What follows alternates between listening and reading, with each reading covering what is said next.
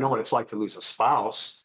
So I think I could have more of a connection with some of our clients because of some of the things that I've gone through. Our model here is to help our clients live their best life in retirement because, we're not promised tomorrow. And we want to be able to take advantage of every day like it's our last day. And what was my wife thinking? If she was here, she would be wanting to enjoy life to the fullest itself. But unfortunately, she doesn't get that chance. So I feel like if I'm not doing that stuff, then I'm doing a disservice to her.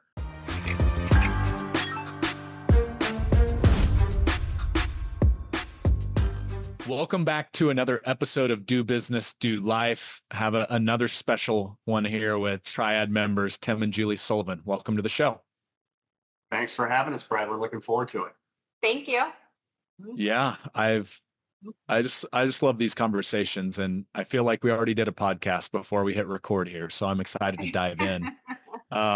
And what's fun is, as this community has grown and come together, we talk about doing business and doing life, and we just had an opportunity to do a little life and hung out in Florida, did a special charity experience with Tim Tebow and his foundation. And one of the things that's been really cool as I've gotten to know the two of you better, very, very successful when it comes to business, but when it comes to life, I just love how the two of you show up. You always just bring an energy in the room.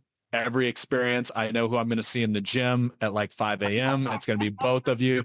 Julie's reading a book typically while she's like on a treadmill or a stair climber.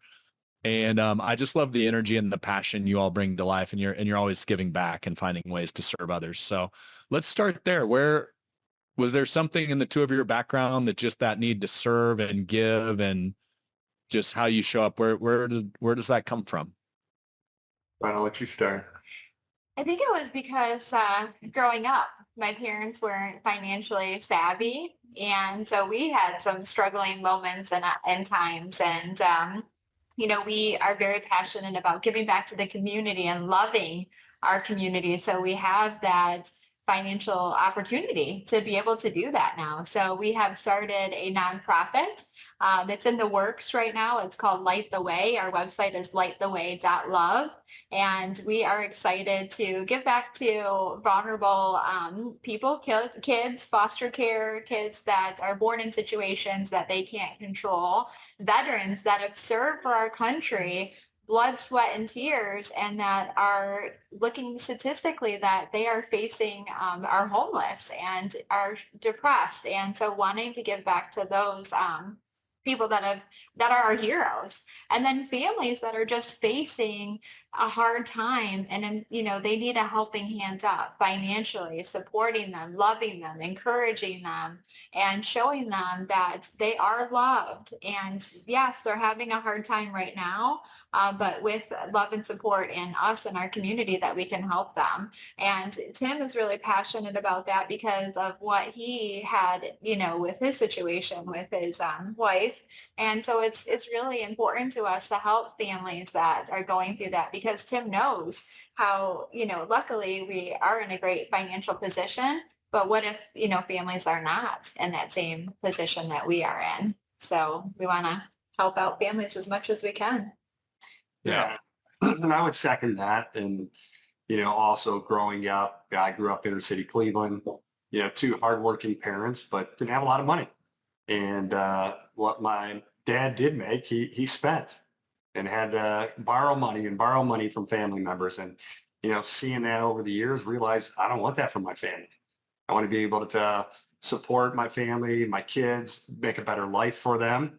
So yeah, always, trying to do better and, making a better life for my wife, making a better life for my kids. But then just also going through life and realizing, man, how great is it that we could wake up in the morning where some people can't. So yeah, we got to enjoy every day like it is our last day and live it to the fullest. And that's what we want for our clients more than anything. And what's so great about this business, I tell people all the time, I don't even have a job. I get to wake up every morning and help people retire and help them live their best life in retirement, and I think that's what's so rewarding. Besides getting paid, right? We all get paid really well as a financial advisor, but that's more rewarding, being able to help people out. We were able to take some families before Christmas, and one family was facing breast cancer. The wife had breast cancer and the husband, I believe, had prostate cancer. And we made them seem like they were coming into the office for an interview, but we had already selected them. And what we did, so we all surprised them and they came in, they were like, oh, what is this? And we said, hey, you thought you were nominated to receive this gift, and we paid 6 months of their mortgage, gave them gift cards, just to like Myers, because whatever they need, which was, food. And they literally said, well, now we can feed the dog. The dog was without food for a couple of days, and we're like, wow, how lucky and how blessed are we? But to see the impact that we made on that family and the difference and their tears and how we helped their son who gave up his job to help take care of his kids. Luckily, it was like during that COVID period, so he could be a teacher and work from home. But he left Chicago and moved to Michigan to take care of his family. But to see the impact that we made and that significance, we left that, and all of our employees, every single one had tears in their eyes, and we said we need to do more. And then we found this lady, and it's just interesting how life happens, and you meet people that you cross paths with, and we're like, wow, thank you, God. But we met this lady, Courtney, who has helped 25 kids that needed respite, where means like CPS has come into their house and it was like trauma, severe abuse, and they needed a caregiver. And so Courtney has helped 25 kids in their darkest hours of being abused in that transition of a loving home. And she was just struggling, and she has adopted, I believe, 4 kids now of her own. And so we paid 6 months of her mortgage and gave her gift cards and gave the kids a Christmas. And so all the kids, one kid that she was helping with had a tube, like a feeding tube. And she's just like the world's best super mom. I don't know how she does it. Every single time I see her and the kids, we're exhausted after a half an hour, but she does it 24/7. And so we helped her pay for her, monthly or her mortgage for 6 months and gave back to the kids. But to see the love that the kids had, it made such an impact on us. And again, we were like, we have to do more. So that's why we started our nonprofit. And then she helped us get started with foster care. And we're so glad that she did. So it's the people that we meet in our life that influence us and change our path and bring significance. Well, thanks for sharing that. And that's how I've seen you show up from day one. It's just like a light in every room that you enter. And, one of the things we talk a lot about at Triad is, success is about me and I, and significance is about others. And you've said it a couple times, Julie, already, significance. And I've got a friend, Stu McLaren, that I actually met through Michael Hyatt, was a really successful entrepreneur up in Canada.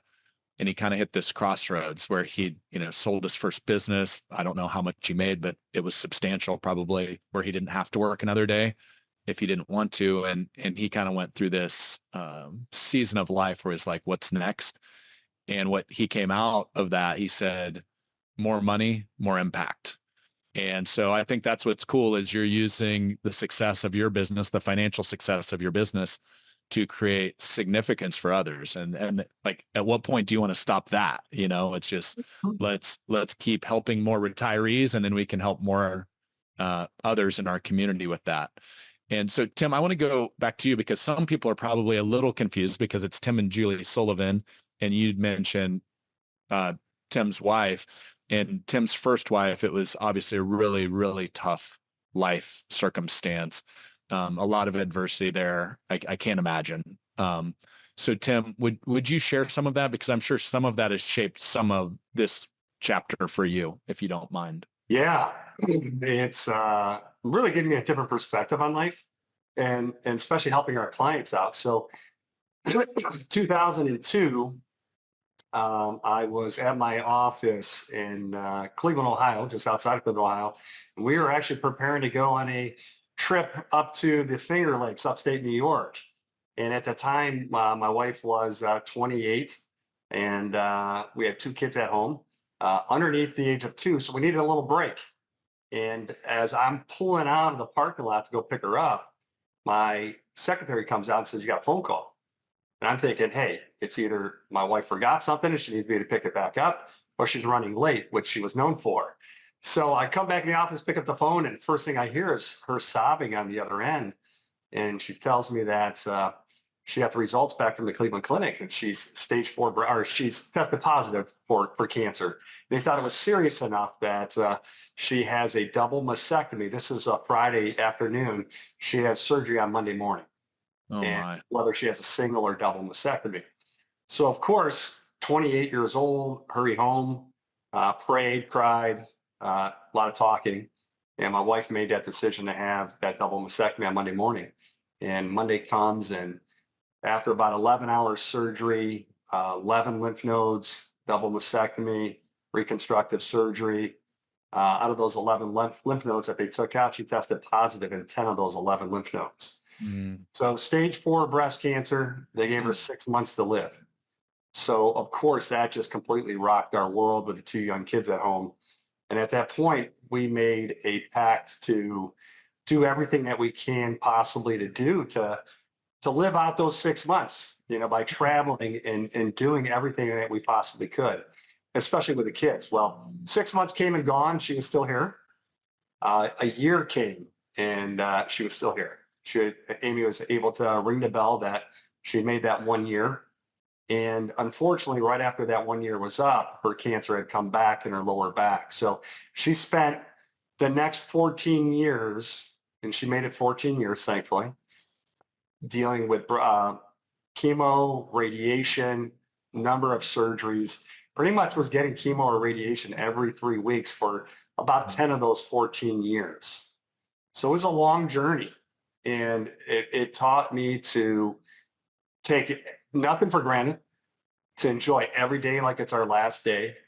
We took our kids on some of the greatest vacations because we wanted to be able to spend time all together as a family. And I think that shaped me to who I am as an advisor, a father. I think I'm a better husband for going through that. I think I'm a better son and definitely a better advisor because I know what our clients are eventually going to go through, right? And it happens all the time where because our clients know my personal story, they reach out to me and they know that since I've gone through this, that I could actually talk to them about this. And one of the things that I always talk about, whether we're in our presentation or with a client, is I don't know what my mother-in-law went through when she lost a child, and hopefully I never have to go through that. I don't want to ever go through that. But I know what it's like to lose a spouse, just like my mother-in-law. She doesn't know what it's like to lose a spouse. So I think I could have more of a connection with some of our clients because of some of the things that I've gone through. But it's definitely, our model here is to help our clients live their best life in retirement. And that's nothing more true than what I truly believe in because, we're not promised tomorrow. And we want to be able to take advantage of every day like it's our last day. And I look at it and say, what was my wife thinking? What would Amy be thinking right now if I was wasting today? Here, she doesn't have that day. What would I be doing if I wasn't taking the kids on vacation or enjoying life with Julie, right? Because that's what she would want for me. And if she was here, she would be wanting to enjoy life to the fullest itself. But unfortunately, she doesn't get that chance. So I feel like if I'm not doing that stuff, then I'm doing a disservice to her. Yeah. Thanks for sharing that, man. And I know I checked with you before we hit record, but um, it's weird how life throws you these curveballs and how, you deal with them in the moment. I can't imagine. But how that shapes you and how it teaches you these life lessons that, now you can enjoy those days more today with your kids, with Julie, because of that. And so I promise it's made you a better advisor because you have a level of empathy most of us will never hopefully experience, And so are there any other lessons that came out of that experience for you when it comes to just being a better husband, being a better dad, being a better advisor that you could share with others? I think realizing that, taking advantage of the moment, there's might be times where you don't want to say something. Maybe there's times you think you could put something off. I'd say no. I've been very grateful. I've been very lucky as a husband, whether it was Amy who has passed away, has always believed in me, from starting out in my career, always putting that faith behind me. You could do it. I believe you could do anything.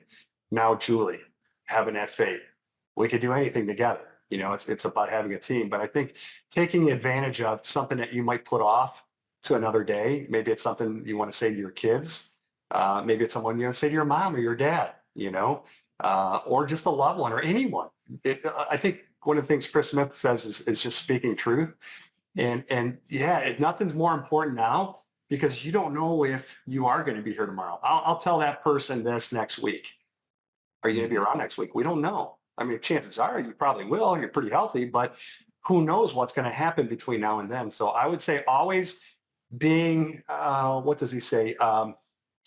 Being in it at that particular minute and with nowhere to get, I think is something that Chris says. And I think that is so true, especially when you're having a conversation with your spouse or you're having a conversation with your client.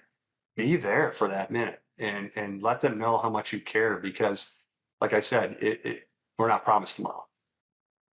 I'm going to give that later. Julie believes in you so much she believes you can run marathons with no training. No more. She's actually running a marathon this weekend in Cleveland. So. Oh, nice. But you're not. I am definitely not.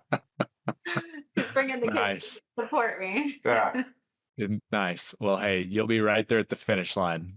So, so let's go to your journey as a financial advisor. And I know we kind of talked about a couple mile markers along the way. So I'm going to hit just kind of high level to lay it out so the listeners can get familiar with your story. I would love to also hear when Julie entered that story because you're now a husband-wife team and there's a lot of husband-wife firms out there that are probably listening in and would love to hear kind of that dynamic and how it came to be. So 2005, you get into the business, you're kind of under this captive insurance group. Come out of the gates swinging. I think you brought in 8 or 10 million of annuity business the first year. 2015, you then kind of jump to being an independent advisor. You start managing assets. That year, you're 15 to 20 mil. Fast forward, you kind of have the growth. I think you hit 40 million or so. And then this year, which is really cool, goal of 70 million of total assets as we sit here and record this today on May 17th, 2024. 35 million brought in already, which sounds like another big one right around the corner. So 35 million, over halfway to that $70 million goal. And we're not even halfway through the year yet. So as you hit rewind, and if you were kind of sharing some inflection points along the way for advisors out there, Julie, I know you're handling the ops side and that's evolving too as you go, but what would be some inflection points or some learnings along the way that you'd like to share? Well, Triad was an actual company years ago, would have helped me out a lot sooner. So unfortunately, Brad and Sean didn't start Triad soon enough. Would have sped up the process. Better late than never, they say, right? Better late than never. Yes, exactly. I was a captive agent for many years, didn't know any different. And I wish I would have became independent a lot sooner. So that is definitely the first thing that I'd tell anyone, especially who is captive. I didn't know the other world that was out there. But when I started, into my own practice, again, I think I was just swinging for the fences, didn't really have a great FMO at that time. So didn't really have great guidance on what to do and how to really build a team or build a company. So I was just, for the most part, out there selling annuities and life insurance and not even really managing money at that point because I had my Series 65 for many years before I even used it. And then finally realized the importance and then the revenue of having that 65, especially continuing revenue every single year. So I would say, one is just having a confidence and learning the actual system. Now, there's not a whole lot that we have to do other than hop on the Triad training calls and listen to what they have to do. One thing that I think is very helpful is check your ego at the door. Mm-hmm. Even when I first got in this business, I simply said, went up to the person that was the most successful at my company and said, what do I need to do? And he explained exactly what to do. And that's all I've ever tried doing, whether there's a presentation or a story, or whether, someone is always going to be better than me. I'm going to go up to the most successful person and try to learn their process. So learning things from like SHP and their appointment process has helped us out drastically. Listening to Anthony Pellegrino or any of the successful people at Triad, I think just being a sponge and just adapting that into your practice. And sometimes, your employees are going to be upset because you're always changing, but that's what stirs growth. And I've always been that, willing to admit that I don't know everything. And except for when it comes to arguing with my wife, maybe, then I know everything. Don't make that mistake, Tim. I can tell you that one. Well, at least that's what she would say. But no, I've always checked my ego at the door. And one of the things that I think I was glad to hear from one of our employees, our team members rather, this past week is he said, what I like is that you're always doing things to better yourself and the company, and you don't have an ego. And it's like, well, if I had an ego, then where would we be today? You always have to be continuously learning and willing to change. And that's what's great about this business. So finding the successful person, learning their processes and figuring out how they got there, and then trying to speed up that process, because even they'll tell you that they've made some mistakes over the years. And if you try to avoid those mistakes, you'll get there in less time than they did. Yeah. Julie, I've seen that same approach from you. So I'd love, when did you officially join the team, and then what's been your experience as well and your learnings along the way? So I got pushed into joining the team I was doing digital marketing and advertising, and I was honored by Google, went to the Super Bowl 50, had an amazing life, and then COVID hit, which kind of changed everybody. And so we were scrambling because Tim had an in-person workshop, and he was like, what am I going to do? And I said, well, that's easy. I do digital marketing and advertising. So we quickly, and his office manager at the time, would you say it really wasn't looking to grow, was kind of content and didn't want to learn anything new, and basically said I didn't have any time to do this. And I said, okay. So we figured out, we did go to a meeting, and Tim was one of the first and foremost, he quickly adapted that, did some recordings, and we had the best year ever. We have changed our webinars over from GoToMeeting to Big Marker because now we can do a recording that looks live, and I can sit back with a glass of wine in my hand and do the text messages, and it seems like I'm talking to them in real life, and they have no idea that I'm just at home, right? And so we quickly adapted to that. And then I said, wow, I love talking to, and making a difference in these people's lives. And I went to one of Tim's workshops, and this guy came up to me and said, are you Tim Sullivan's wife? And I said, yeah. And he says, you have no idea how your husband changed my life forever. And I said, in tears just falling down his face. And I said, wow, with digital marketing and advertising, I didn't feel like I was making a difference. Yes, I was great in sales and I was top percentage, but I wasn't making an impact in people's lives, and seeing the happy times, or telling them that they could retire now instead of waiting 5 years, and seeing what Tim does and how he makes an impact on people. So I said, I want to do this. And so then Tim asked me a couple of times, and I said, are you sure you want to be stuck with me literally 24/7? And I think he's regretting it now. If you look at his face, he's smiling. He doesn't look very regretful right now. But you know what? It was you guys. And honestly, we were moving forward with another another company. And I was mad at Tim. I was like, why are we taking this meeting? And he's like, just listen, just give it a chance. And I came into the meeting, with Sean and Ryan, and I think in Jordan, I was like, oh.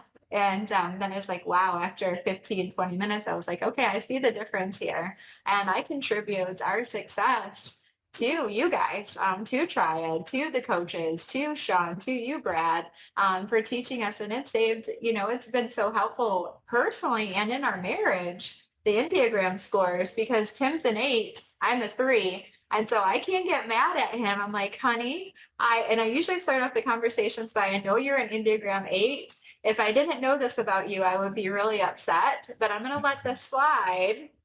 But I'm so mad at you. Moving forward, can you, think of my perspective here?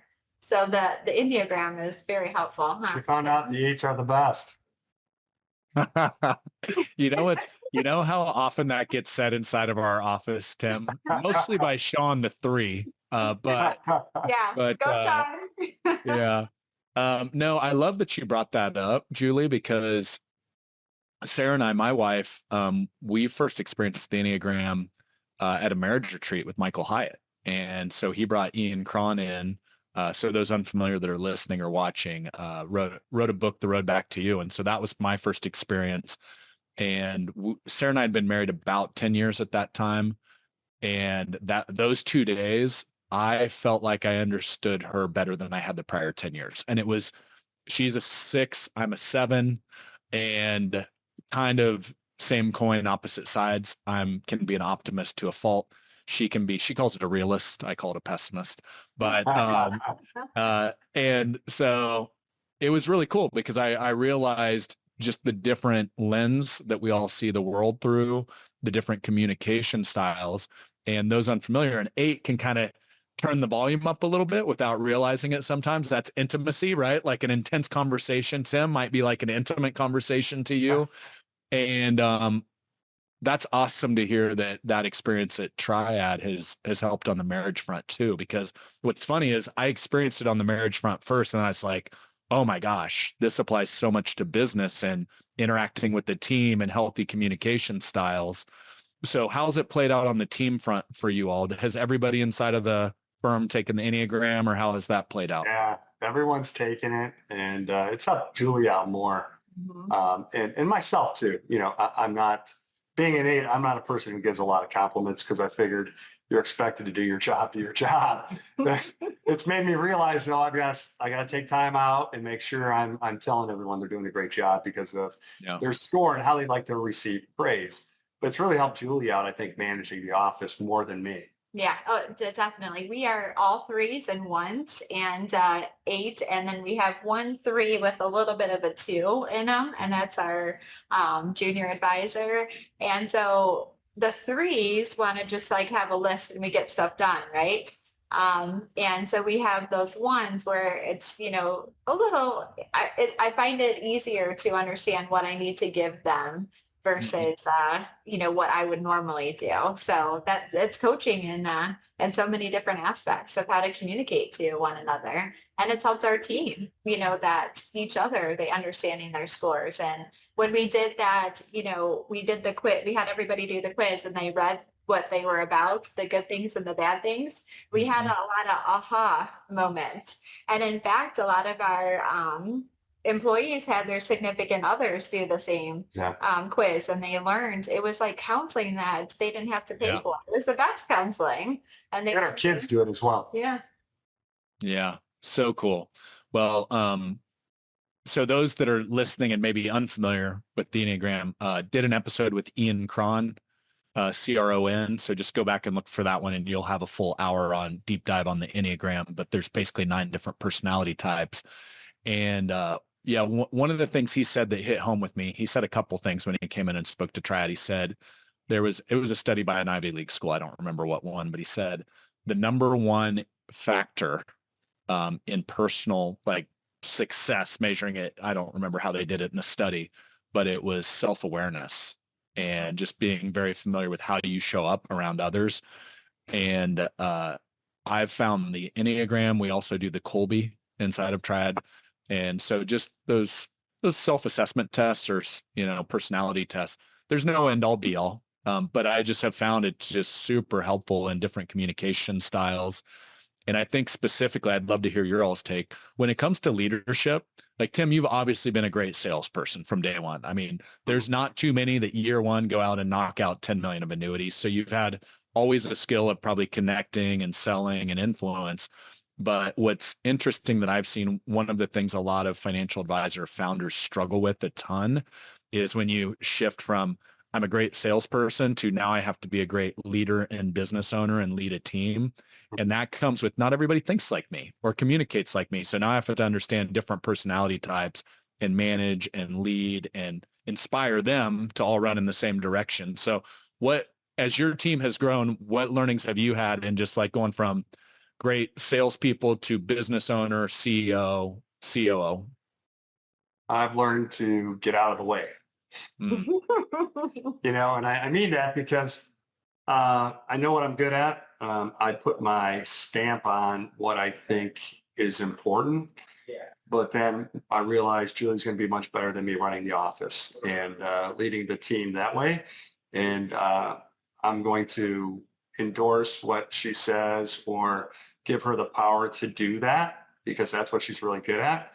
And I'm going to continue to run the sales side of it, and train the junior advisors that we've, recently hired and just focus on that. And yes, in the sales meetings or in the team meetings that we have, I pretty much let Julie run it, very seldom. I mean, I'll stand up and I'll say what I have to say, but she's running the office so good, so I could just sit back and let her do it. There was no process before, Brad. Nothing.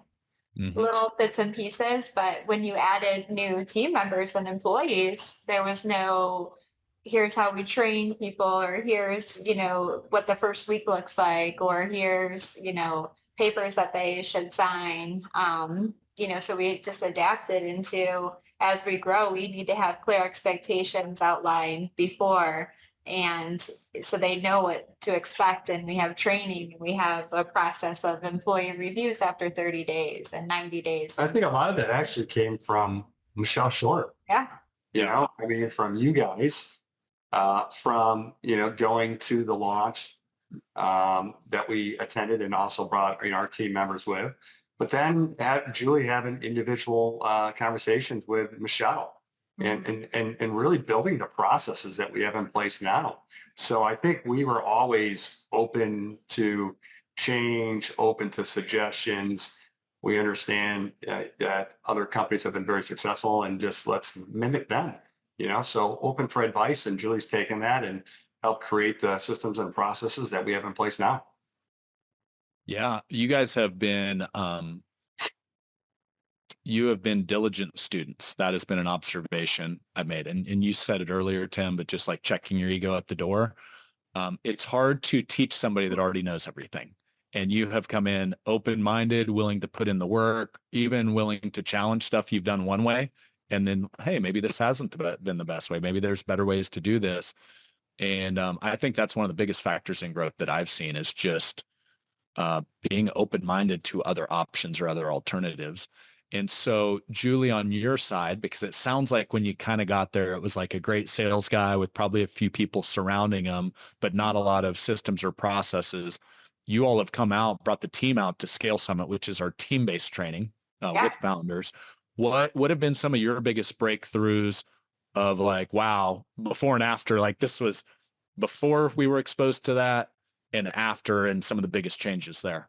Well, I think we only had 3 team members too when Julie first joined, besides myself. So it's myself, secretary, and 2 other people, one kind of doing managing the office and the other one just kind of doing new business paperwork. So Julie came in and really built our team to where it is. But go ahead. Yeah. And unfortunately, And how many team members is that now, out of curiosity? 9. 9. Yeah. Okay. And we just hired an intern too for the summer. So that will be 10. But when I started, we had that office manager that was really just content, and she liked just being her and Tim. And so I felt, and I think Tim could say too, like she was holding Tim back. She didn't want him to grow. She was happy just being her and Tim. And so when I came, she forced me to come on board because she didn't want to learn the go-to meetings or the go-to webinars and what was happening in the world. I couldn't control COVID. COVID was happening whether we wanted to or not. And so we had some personality issues, and unfortunately she decided to leave. That was her decision. We tried to talk her out of it. Brad, that was, when you talk about having to make hard decisions. Mhm. That was someone where when I first met her, we didn't know her. She was from Colorado and had no family here and instantly became a family member to us. Mhm. She celebrated Christmas and New Year's and Thanksgiving, her and her boyfriend with us. And they became family. Everything that we did, we went on vacation with them. So that was a tough decision, that it was kind of she kind of left on her terms, but, it was also us kind of pushing her out the door too, because she wasn't the right fit for us. But when you hear like different companies talk on whether it's the DBDL podcast or in the Triad events, and they talk about having to make tough decisions to let your employees go, that's one of the hardest decisions that we had to make. But it also spurred growth with Julie taking over. Yeah. Well, like one observation I've had on that, and then Julie, I want to get your take is, unfortunately, sometimes your business, when you are growing and changing and evolving, sometimes you outgrow team members if they're not willing to do the same. And it sounds like that's just kind of what happened. Is that Yeah. fair?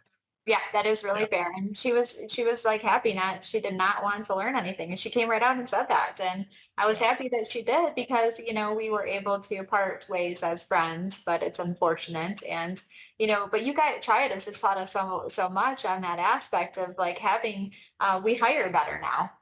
We are speaking our language. We believe more than anything, Brad, and everybody out there, that you deserve to live your best life. And we help our clients and and it's not just for our clients. If we don't have our employees, how are we going to get clients? So we speak that language every single day to them. And I'll ask our employees, like after we have a tough conversation with them, like, hey, we want to challenge you because we do believe in you, because we do love you, because we do support you, because we do encourage you.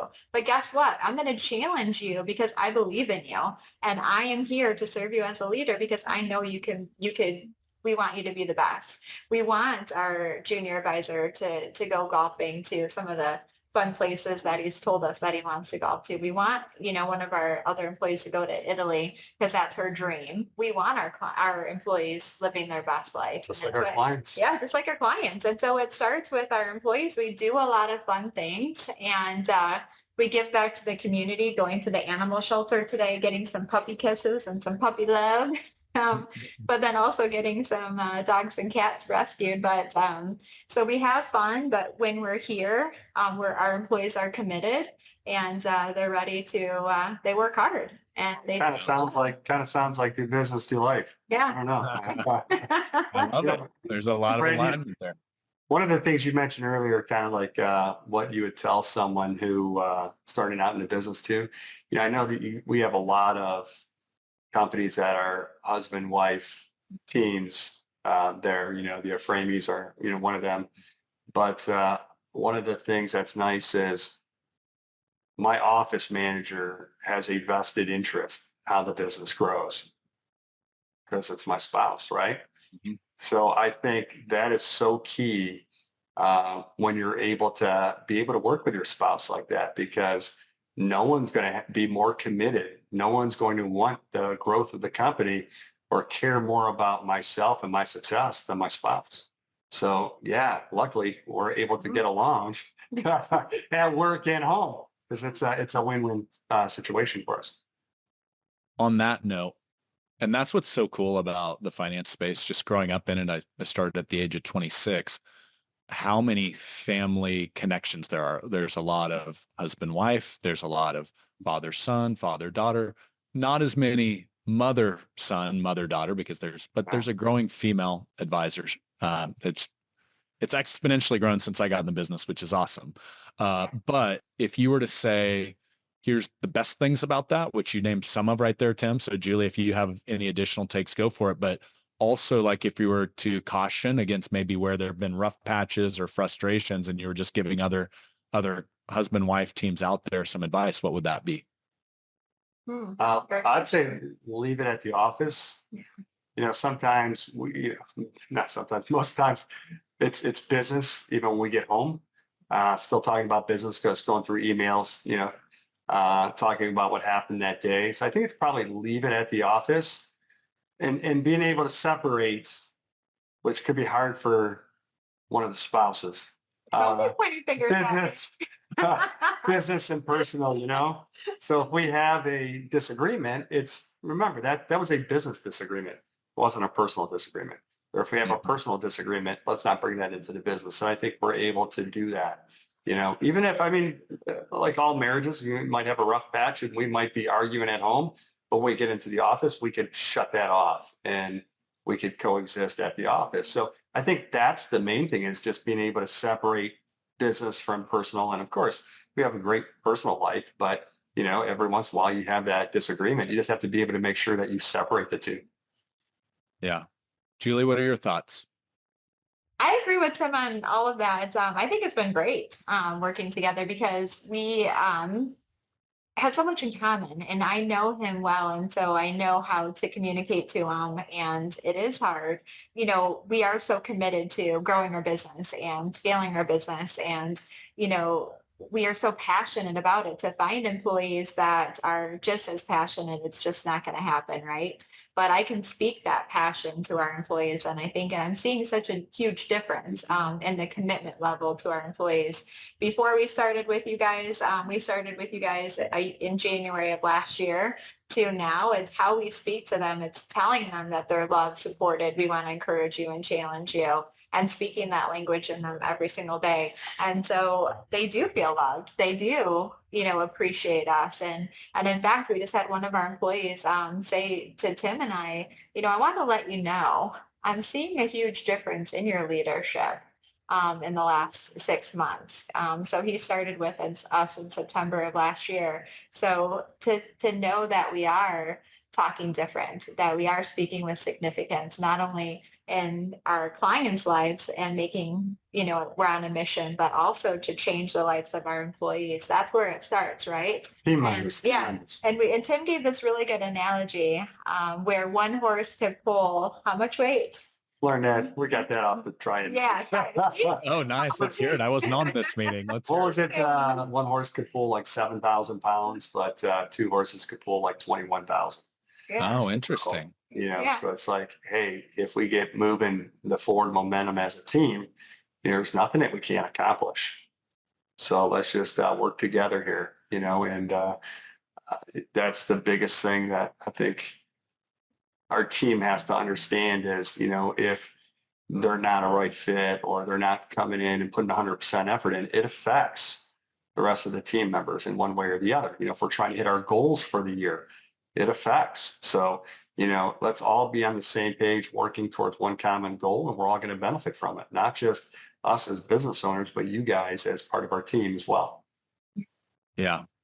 Well, and that is such a simple thing to say. Mm-hmm. You didn't just spout off any rocket science there, but it's easily said, hard to do, right? Simple, not easy is the way to put it. And it takes work to lead. It takes setting your ego aside. It some days takes taking a couple deep breaths before the emotions you want to come out, and the cool thing is your team's recognizing that. I love that. Like, hey, we've really seen the leadership and the intention. And guess what? None of us are perfect. We all have days where we mess it up. But I think the cool thing is when you have the intention and they see it day in and day out and you model it, it's only a matter of time before that starts attracting more of the right team members, obviously more of the right clients, which I want to get into because you've had some really big wins here lately. But I love to see it. It's been awesome to observe the work I've seen you all putting in. And well, now, Brad, where would we be really, right? If we were doing all the work, writing annuity business, managing money, and it was just the two of us, where would we be? How much money can we really pull in? You know what I mean? That's one thing to get them to understand is each one of their jobs is important. I don't want to do paperwork. I'm not good at paperwork. So I'm going to hire someone that's going to do really good at paperwork, and it's going to free my time up to allow me to go write more business. Same thing with our paraplanner. By them paraplanning, I don't have to do it. Frees me up to write more business. So we all work together as a team, and we want to be successful if we didn't have them as part of our team. And once they realize that, their job is just as important as mine, getting the transfers transferred over for us to get paid. So we all get paid on, everyone's job is important. I think the only disagreement that we really had, Brad, was our goal is 70 million this year, but Tim was like, no, let's do like 60. And I'm like, no, we can do it. Our team is ready. We're getting all this coaching. We're doing all the right things. We're fine tuning our process. And I said that we could do more. And so I think that was like the disagreement that we got into this year. And, I want to beat that goal. So At the launch, I went in with 60. And when I think it was, I think Ryan was running our group at that time, the yellow group. And Ryan said, what is it? And I said, 70. He said 60. So I went for the higher 70. I'm glad to influence you, honey. I like it. Well, you know what I've always found, we've obviously benefited from Michael Hyatt's coaching at Triad, and I was fortunate to benefit from some of that before Triad ever existed. And one of the things he said to me, and he's been a big influence on goal setting for me, it's like a good goal should scare you a little bit. And, the cool thing is, okay, so you set it for 70 and you hit 65. You're still ahead of the game, And so I love that you pushed yourself. And by the way, set it for 70, you're at 35 million year to date with, it sounds like about another 6 million to get tacked onto that. So sounds like it's working out all right so far. So, but with that, I want to take, this time's flying. So I want to you mentioned a couple of things earlier before we started recording, Tim, and Julie, you've touched on this as well. I had the team pull up your mission brief. And so those unfamiliar with Triad that are listening in or watching in, we do, as Triad has evolved, one of the things we've realized is, and it's no fault of you all, like you think about it, Tim, when you first got in the business, you're just running hard, trying to pay the bills, trying to make ends meet. And so it's almost like the extraction of what makes you unique and distinct and why people should come to you and not to other financial services firms. Many firms have never taken the time to actually do that deep work and kind of extract that DNA out. And so the mission brief that I'm looking at that came from our launch plan and a lot of deep work from the both of you and your team, I just want to hit a couple things. And I'd love to talk to how these statements have impacted how you're showing up. And recently you brought on a $12 million client. You're in the process of a $6 million client. Before that, I think your biggest client was maybe what, a few million? Yeah, probably just a few million, and probably only had a few of those. Yeah. So them were a lot less. Well, you're making a habit of ones a lot bigger. So I love that trend. So I'll hit a couple of these, and then I'd love to hear you just riff on the before and after and how you've seen that show up differently. So loving, supporting, and challenging clients like family. What we are known for is helping clients live their best life. That means peace of mind, knowing they are taken care of and have the freedom to take advantage of opportunities and do what they want, when they want, how they want. How you serve clients, the strategic wealth method, which is the 5 worlds: income, investments, taxes, legacy, healthcare, 3-step process: simplify, secure, support. And lastly, I'll just hit this real quick while we're riffing on it. The true outcome of our work. What we do is retirement planning, but helping clients have the peace of mind that we've done everything possible to live their best life is the true outcome of our work. So whoever wants to touch on that between the two of you, how has that been showing up in how you market your business, client conversations during appointments? What's kind of the impact of that deep work? I think the language was a game changer. Besides changing our appointment process, I think the language has been a game changer. Our current clients, prior to using the language, that resonated with them because that's who we are prior to the language change. It's just who we've always been. However, now they're seeing that in our marketing. They're seeing me speak at our seminars. They're seeing our team members talking the same way. And now we're getting emails or text messages resonating from our clients that are using the same language back to us. So it's nice seeing them, use us as a soundboard, I guess, or repeating some of the same messages that we speak back to us. And that's really nice. It's rewarding. It's showing it's paying off. But that's who we've always been, as individuals and advisors and business owners, that we've always believed in, but we never really spoke that way. So I think that's had a drastic impact on us getting the $12 million client, Mhm. the $6 million client. And Well, tell everybody why he went with us or why he went, and he said, I wasn't really happy with my financial advisor. You care about what I want to drink, what I want to eat, and striving to figure out what I want to do for the future. I've never even thought of my financial advisor, my previous one doesn't even really talk to me. And you guys are asking me everything and wanting to know our dreams, aspirations, and what they want to do in the future, and encouraging them and helping them figure out what the future looks like, because that's so new for them, because they're transitioning differently. Yeah. that goes back to your question on what would you tell that advisor that's just starting out? It's not about money. It's not about your investments. It's not about what you can do for them. It's getting to know your client and speaking that language and being genuine and real to where they can see that you live that same language.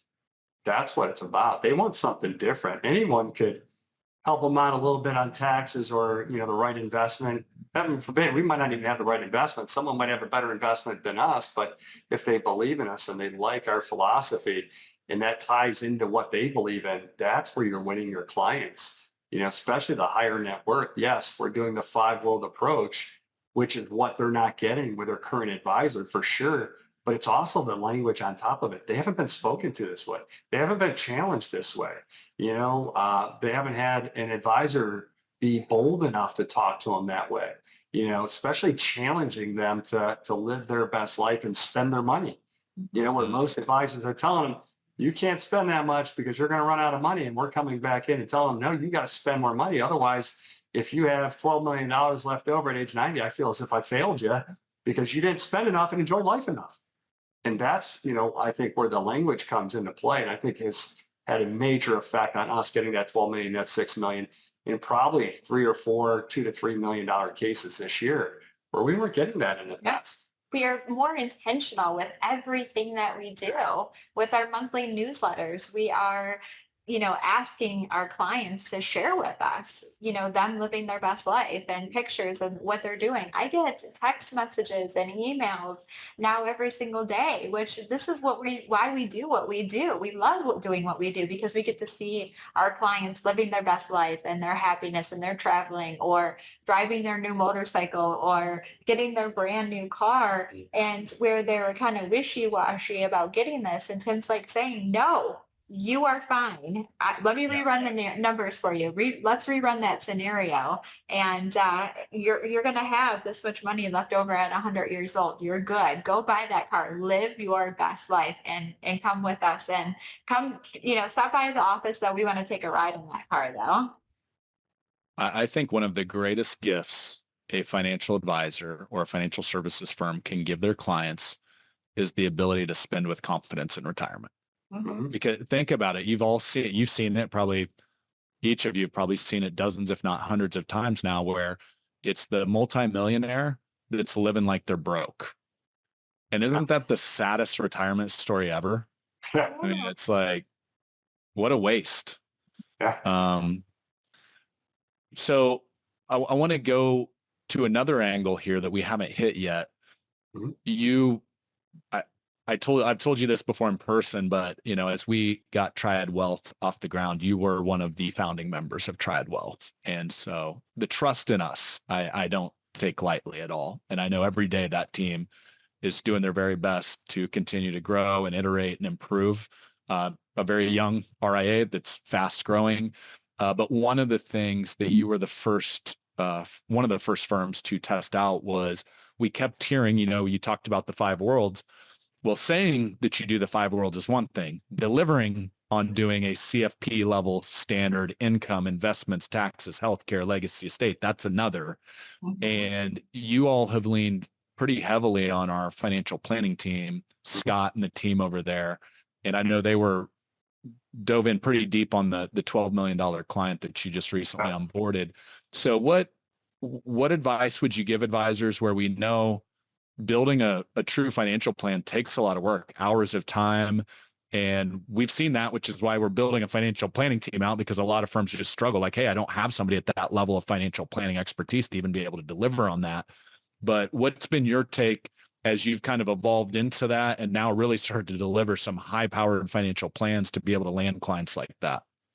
That's a good part of our success has been that, Scott, Brent, Sarah, and I know there's more over there. Jenny, she's been a blessing on just helping us get our clients over. But having the confidence of knowing we've got an advanced planning team is what I call them, to be able to assist our clients. And, it took place yesterday. Our $12 million client had some questions. Brent was on the phone call with us.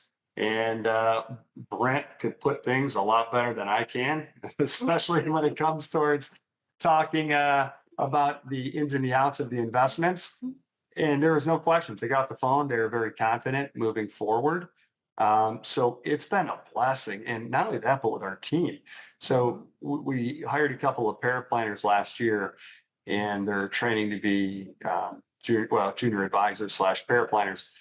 And the confidence that they get because they can bounce ideas off of Scott. And one of the best conversations that I had, or compliments for my team, took place last week. We had a call with Scott, and Scott said, hey, moving forward, how do you plan on using our services? And he's like, we've had a great relationship so far, but how much more do you think you have to use us? And I said, well, I'm not sure how my paraplanners are doing right now. He goes, you know what? He goes, actually, I haven't had a whole lot of conversation with them recently because they've been doing such a good job. They just sent it over to me, and I'm able to confirm that that's exactly what I would recommend. So they got that training from him. They didn't get it from me. I was just going to say that was free training that we got. He mentored and trained and gave the confidence to those junior advisors and our paraplanners, and we didn't have to really do anything. Yeah. And making the switch was the best decision we've ever made for so many reasons. We became our own RIA. And then we transitioned from state registration to federal. Now we are federal SEC registered. So we're over 100 million and definitely growing. And yeah, it's the best decision we made. It was a hard decision because we were very loyal to our previous, and getting to know Brent and everyone there, you guys as owners, that allowed us to have the trust and confidence in you guys to take that step. But man, I'll tell you what are you waiting for? Why are you trying to do this yourself when you could have these guys help you out? And I mean, I'll be the first person to say that what I'm best at is sales. I'm not best at building plans, and I don't want to build plans, just like I don't want to manage the office. That's not what I'm good at. So these guys are not good. They're great at it. And they've given us so many opportunities that we never really considered, or they've uncovered so many opportunities for some of our clients. That's helped us win those 12 and $6 and $3 million cases, because it was really the result of their hard work to uncover that for us. So we're very grateful to them. We're going to continue to use them. And we're very blessed that you guys built that team out. And even, having Brent as, he's an extension of our family and our team, right? And Tim could actually kind of just take a step back because he knew that he had Brent on the call yesterday, and he was leading the call, which was great with his expertise and the structured notes and all the portfolios that he talked about yesterday. So just a bonus. I literally said, Brent, you want to take this? And Brent said, I'll take it. Hey, I love Brent. So Brent, our CIO, who we're very, very fortunate. I mean, everybody you named on our team, that's the thing. We want A+ talent on Triad, and that's people that obviously are very gifted in this business, depending on their specific role, but we also want just great humans. And I feel that's the thing that's humbled me the most, Tim and Julie, on this journey, 3.5 years in, is the level of talent that has accepted to join the mission that Triad's on. And I'm blown away every day when I hear stories like that. So thanks for sharing that. I will 100% be sure to share that back with the team, because they care and they bust their butt every day when they come in, and they really do. They care. That's the biggest thing, is you can't fake that. And they really do care to serve you guys. So Can I say one thing on the operations, just to piggyback what you please. said?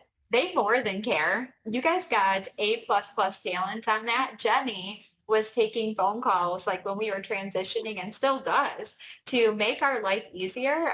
She is like got a halo above her head. So she's like shining because we used to have to send out quarterly statements like one by one, right? Which is tedious. She's like, no, no, no, no. Let me go into, and now with one click of a button, I have all of our quarterly statements being sent automatically within 2 minutes. Yeah. And that's because of Jenny and because of Lindsay. And so they are not only They're going above and beyond. yeah. And Help us out. over and even on the weekends, like answering like questions for us. And I'm like, don't answer my email. You're like, stop. Don't. And she is. And it's like, so they are just amazing. And then again, another extension of our family. And, you know, I consider her like a friend and just a great, you know, resource. And we're so happy that we made that decision. And, you know, and thank you for going. So don't wait, guys. If Yeah. you're thinking about making that switch, don't wait.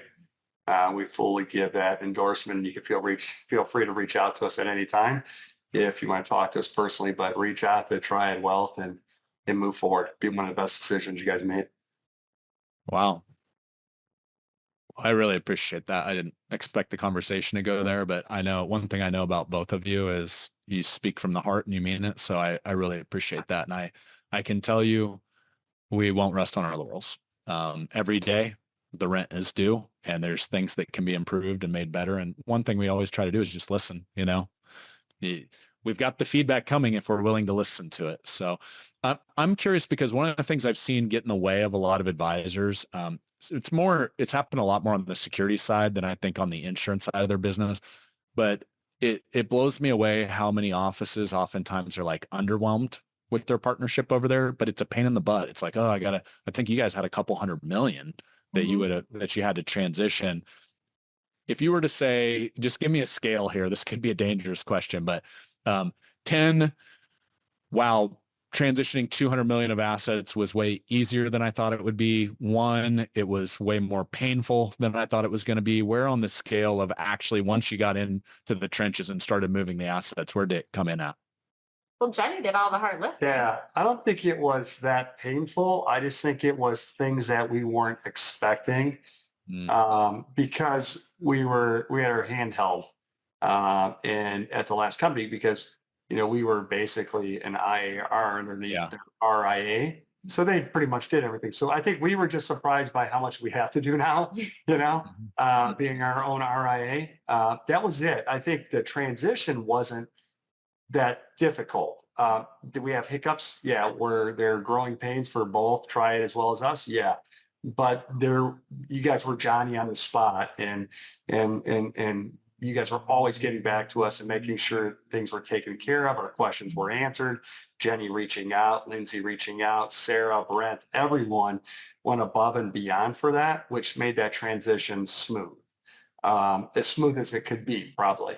And anytime we ran into a problem, they addressed it. So yeah, maybe it could have been better. So, you know, if we're going to grade it, maybe it's like an 8.5 out of 10. But that wasn't necessarily for anything that was on Triad's part. That was just the growing pains of moving it over. And now, as soon as it was done, it was like, why didn't we do this sooner? You know, what took us this long to do that? But yeah, no, I encourage people to do it. It's like having a baby, right? The pain, the labor. Yeah, Brad. Don't you know? You know about that. I'm going to leave that one in Julie's court. I know nothing about that, but then after you hold the baby, you're like, oh my God, this is why we did it, right? Like now we own everything. You know, it's like we are our own RIA. And so what you guys did a phenomenal job and everything. You guys were full support. It was just the transition of making that transition, which we're so glad that we did because now we control everything, right? So again, to piggyback off Tim said, you know, you guys were phenomenal. Yeah, it's just, you know, as you know, you're just moving over a large quantity at one time. It's hard. Yeah. Well, and I think the other thing, you know, Tim, you mentioned in your story that you started out captive and you said one of the best things I ever did was go independent. And I think, you know, there's obviously a case to be an IAR, you know, maybe when you get started and kind of training wheels on where somebody's helping you. But to truly, I mean, if you look at any any financial services firm that manages assets of any, like typically 50 million, 100 million, you're starting to get into those bigger numbers. Eh, I don't know that I've ever seen them maintain that IAR for a long time. So it's kind of, and the thing that happens from my experience is the problem only gets worse. You know, if you're like, should we jump from an IAR to RIA when we're at 25 million? Okay, well, let's wait. Well, now you're at 50 million. Now you've got twice the assets to move. So the problem compounds the longer you wait. And so I think what's cool is you can now truly operate as an independent financial services firm because you are an RIA. You're kind of calling the shots. You're making the rules when it comes to managing the assets. And so I'm happy for you guys. It's really going to unlock, in my opinion, that's what I've seen unlock a ton of growth with other firms that have just gone down that path before. Great. We're seeing that now. Well, hey, it's Friday afternoon. We've been going for a bit. Before we get to a little bit more of the do business, do life side, anything else in your journey, just on the financial services journey that you're like, man, I wish I would have known this 5 years ago, 10 years ago, that's been super helpful with your growth story? Wish I would have known you guys 10 years ago. Yeah. I would just say, you know, knowing what you don't know, listening to the people that have gone there before, like I said, checking your ego at the door, and just being open to change and try. The reason why Triad exists, and it's like no other place, you've got people that are top in the business that are willing to help you out if you ask. And I've always had trouble asking, never had a problem listening, especially if someone was going to come up and invest time in me. But I always had trouble asking. I don't know. I guess it was pride. But when you do, man, they're open to share everything with you. And the fact that, you know, SHB gives you their seminar process, you know, gives you their sales process, and it's showing so many people how to be successful. I mean, there's no ego there. They're there to truly help serve, you know, serve the rest of us. And I think if you're open to that and you're willing to do the same thing, man, just be open to do that. And I think your career will be fast forwarded, you know, to where you want it to be. And you'll get there a lot sooner just by doing that. And, you know, whether you're a captive agent or you're just starting out in the business or you're a seasoned pro, but you know, you're looking for growth. That's why you guys exist. And it's a great organization. And I'm not saying that to play, you know, you guys for being here on the podcast. It's just truly how I feel for you, you know, for being a part of Triad's membership. You know, you guys are awesome at what you do. And the other advisors and the other financial teams out there are what makes it a great thing, because they're the ones that are willing to share their stories and their success. Well, I appreciate that. I'm so excited for the two of you and your team, because the cool thing is, up to this point, even though you've scaled and grown the team, you're just getting to the beginning stages of scaling the advisor team.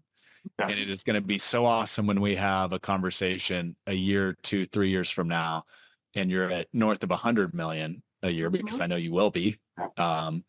And you're like, yeah, Tim only did half of that. And the year after that, I only did 25% of that. And to me, that's the most beautiful thing about truly scaling a business, is it's not all on your shoulders. And guess what? That's a win for you. And it's a win for your team, because now you're providing revenue for other members of your community, other members of your team. And it's just a beautiful thing as you start to unlock that next level. So I'm so excited for the both of you. I love last week's podcast with Jordan Flowers. I had a chance to listen to that. And it's so true. You know, looking at Tom, who spends a good portion of his time traveling and enjoying life, and Jordan saying, hey, next year, I only want to be doing this percent of the overall business. That's so true. That's the same where we are at.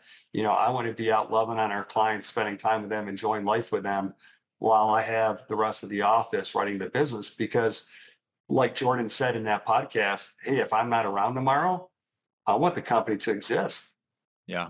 I want it to go on, whether I'm here or not, to be able to, it's for our clients to have someone to take care of them, as well as something to leave behind for our family.